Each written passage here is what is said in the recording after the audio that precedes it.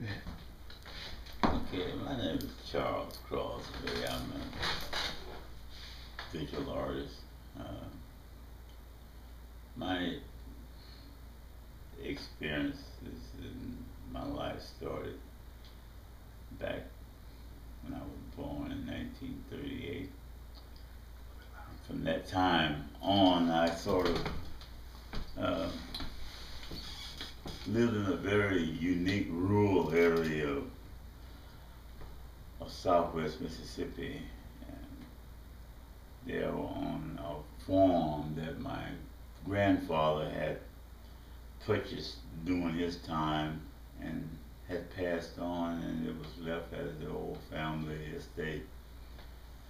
Um, I grew up there from the time I was at that age and on, and um, my experiences as a child related to being alone a lot in the woods and investigating things and sort of looking at uh, nature and trying to figure out, why, what, and how. Huh? So as I grew older, um, I went on and to be a part of the military, the U.S. Navy, and I always was drawing. I always was sketching something. I always was trying to make images of something, and I sort of did a lot of visual thinking through drawing, and that was how I kind of uh, kept in touch with myself. And, and as time went by over those years, I was discharged from the U.S. Navy. I had to make a decision about my education, what form of education or vocational education I wanted to get into besides of what I had already learned in the military, which was something that I didn't want to make a life out of at that time. And so I just kind of thought about art. It was something that I liked, and I just didn't have enough uh, um, nothing to really get away from it. I was just uh, torn by the things that I could do with drawings and so on. So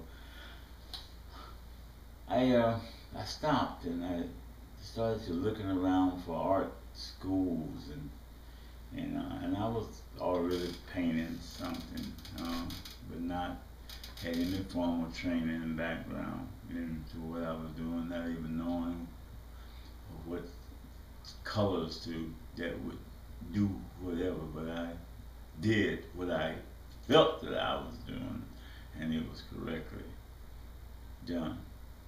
But anyway, uh, as I entered into art school, which was the Cornell School of Fine Arts, which is a private art school located in Coronado, California, a little island west of San Diego. There I spent 5 years of my life just studying art. My director was named uh, Mr. Uh, Myers, and he was a uh, person that came to the U.S. during the WPA days, and he came and he got a grant, then worked in the WPA as an artist, and he migrated to uh, San Diego and opened up this private art school. And I was just fascinated as to what I saw other students doing in the school that first day that I attended. And from there I grew into just doing vast amounts of drawings and paintings every day. We worked from 8 to 3:30. And after that, you went home and you did other work. So you gotta always have a full schedule of work doing production. And there I had the opportunity to get a 5-year education through my military service, and from there I just sort of let life wander and enjoy whatever I could do. And after graduation, I got married. Got involved into teaching art in a community college. Went on into opening up an art gallery. From there, I just sort of left an image of me being what I just wanted to do in my life. I have no regrets to the decision that I made. I would like to have made money doing a lot of things that I was doing, but I couldn't make money because art at that particular time in the early 70s and late 60s was something that was far-fetched from the American culture, especially for an African American artist. So I used to have my friends that ask me, says, Chuck says, can you answer this one question? Do you want to be a black artist or do you want to be an American artist? And I sort of thought about that for a moment. I thought about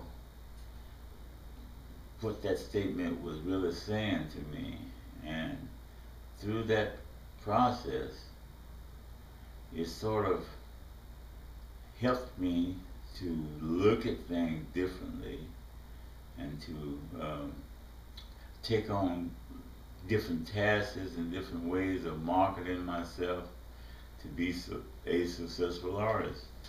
So by 1975, approximately 6 years after my graduation from the Crossley School of Fine Arts, I had opened up an art store. I had a gallery, and I was all successful in all of those areas.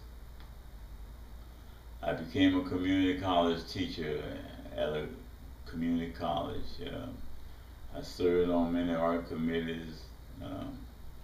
I won many awards in competition shows and art exhibitions all over the state of California at that time.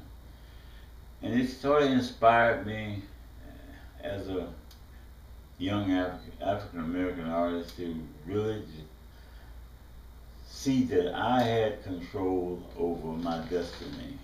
And my destiny from that point was to take art and allow it to be anything and everything that I wanted in life. And so I've been working, this is 2012, I've been working for 47 years in art. I've had a great life. I've shown at a number of museums throughout the country. I've had work on just many European countries and so on. But my work is not complete. I'm still working. I'm 74 years old, and I enjoy doing what I do. And I hope that I can continue to work this way in a matter of the rest of my life and the next life. So look forward. You haven't saw the end. Bye.